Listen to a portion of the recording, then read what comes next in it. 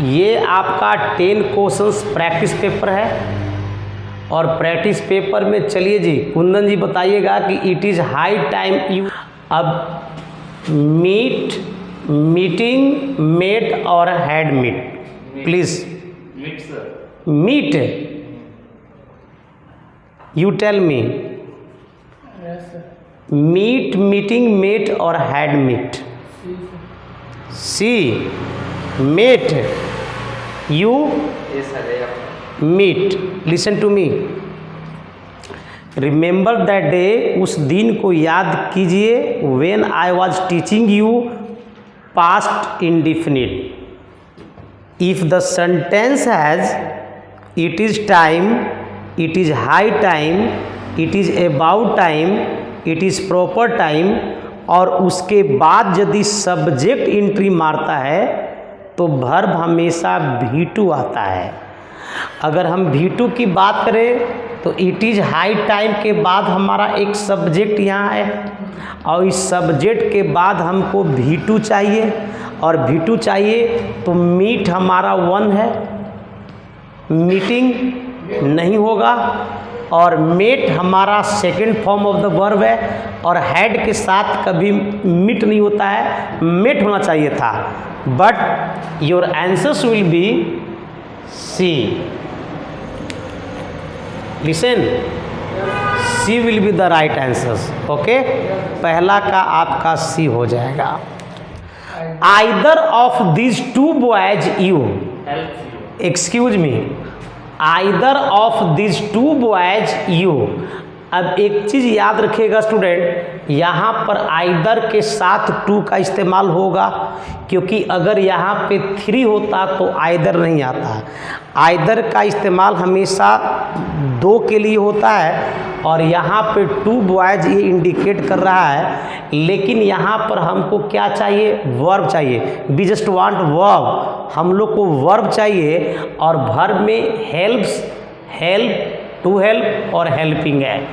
So your answers will B, boys के साथ help नहीं आएगा क्योंकि ऑफ दिस टू बॉयज यहाँ पर आपका आइदर शब्द है और आइदर के अकॉर्डिंग क्या हो जाएगा स्टूडेंट? हेल्प्स हो जाएगा। Either of this two boys helps you, not help, to help not और helping not. So your answers will be A. Okay,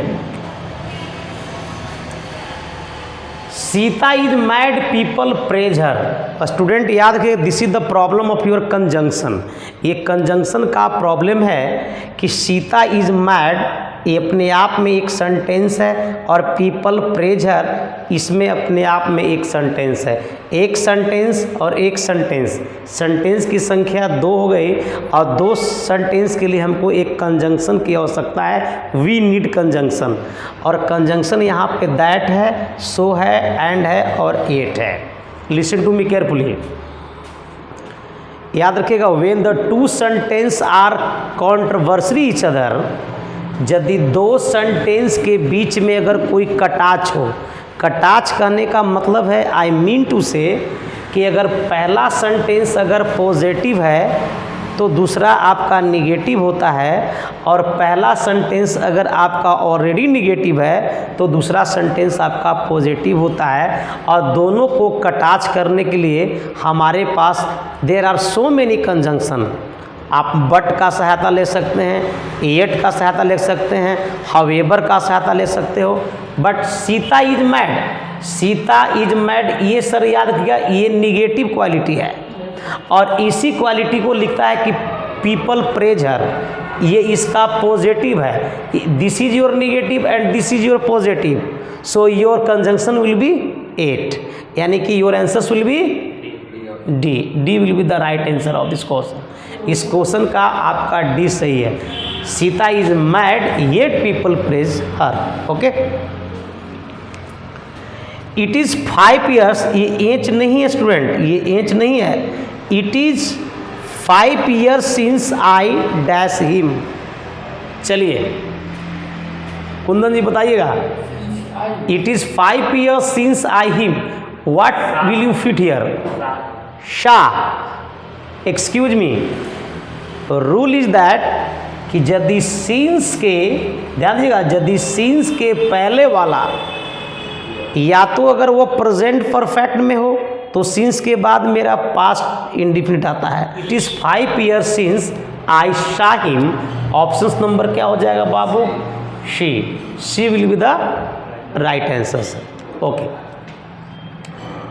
this is the same pen Ram's, excuse me, this is the same pen Ram's that which और who और as. Student listen to me, ध्यान सुनिएगा बाबू, ये जो word है the same के बाद हमारा 2 वर्ड आएगा, एक आता है सर दैट और एक वर्ड आता है एज। और हमारा अगर एज की बात करें और दैट की बात करें तो दोनों ऑप्शन हमारा है, तो हु को और विच को बाहर कर दीजिए। This is the same, the same के बाद दैट भी आता है और एज भी आता है, लेकिन दैट कब आता है? जब आपका वर्ब क्लियर हो जाए। अगर वर्ब क्लियर है तो दैट आएगा, और यदि सर वर्ब क्लियर नहीं हो तो सर एज आता है। तो यहाँ पे देखिएगा राम्स है, राम्स के बाद कोई वर्ब नहीं है, तो सर याद रखिएगा आपका दैट नहीं आएगा, आंसर हो जाएगा as.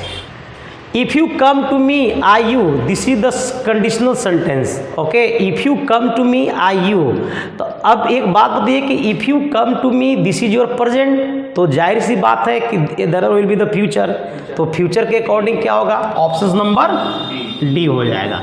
If you come to me I will help you. Okay, he does not know English, चलिए शिवम जी बताइएगा, he does not know English, know के बाद क्या फिट कीजिएगा आप? रीड्स आएगा, टू स्पीक आएगा, राइट आएगा, या हाउ टू स्पीक आएगा? To speak, that will be the wrong, या हाउ टू स्पीक, या डायरेक्ट आप बिफोर लगेगा। मैंने बताया था कि नो सर एक लौता ऐसा वर्ब है जो डायरेक्ट इन्फिनिटिव नहीं लेता है, या तो उसको आप जेरेंट दीजिएगा, I know reading, that will be right, या I know how to read, ये होगा। तो सर उसके अकॉर्डिंग में आपका जो है how to speak, he does not know how to speak English, D will be the right answer. He does not time for this work, sir do, does और did के बाद आने वाला वर्ब किस फॉर्म में होता है? V1। अब you have to check which one of them is V1, इसमें V1 कौन है? हैव, यानी your answer will be D, D will be the right answer sir. देखिए डैश है, all his money he is helpless by, for, to और from. याद रखिएगा there is a logic, एक लॉजिक मैं बता रहा हूँ स्टूडेंट, इसका एक रूल होता है बाबू, जरा समझिएगा कि फॉर या विथ के बाद ऑल प्लस पजेसिव एडजेक्टिव और प्लस नाउन, और फिर सर सब्जेक्ट प्लस जो वर्ड है।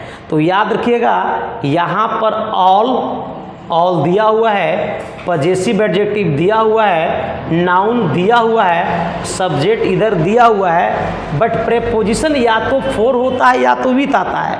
तो यहाँ पर प्रेपोजिशन में सर फॉर है, विथ नहीं है, तो फॉर नहीं है, तो your answer will be B, B will be the right answer. For all his money he is helpless. Okay